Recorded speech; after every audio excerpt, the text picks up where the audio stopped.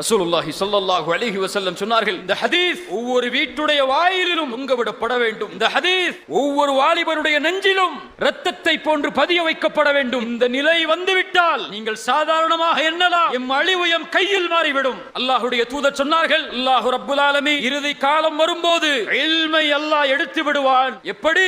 அல்லாஹ் ரப்புல் ஆலமீன் உலமாக்களை, ஆலிம்களுடைய உயிரை கைப்பற்றுவதன் மூலம் மனிதர்கள், அறிவியர்களை, கல்வி இல்லாதவர்களை, என்ன கல்வி, படிப்பா, டாக்டர் படிப்பா, PhD படிப்பா, மார்க்க கல்வி இல்லாதவர்களை தலைவர்களாக எடுத்துக் கொள்வார்கள். அவர்களிடத்திலே மார்க்க தீர்ப்பை கேட்பார்கள். அவர்களும் மார்க்க தீர்ப்பை கொடுப்பார்கள். கல்வி இல்லாமல் அவர்களும் வழிகெடுவார்கள், பிறர்களையும் வழிகெடுப்பார்கள். ஆனால் ஒரு மிகப்பெரிய மூலச்செலவை முஸ்லிம் சமூகத்தின் வாலிபர்களின் மேல் செய்யப்படுகிறது. அதில் சென்று தன் ஒட்டுமொத்த சமூகத்தையும் மதிப்பை பெற்றுத்தரக்கூடிய செயலை செய்து தன் வாழ்வையும் தன்னோடு சேர்ந்திருக்கக்கூடிய குடும்பத்தின் வாழ்வையும் ஒரு சமூகத்தின் வாழ்வையும் அளித்துக் கொண்டிருக்கிறது.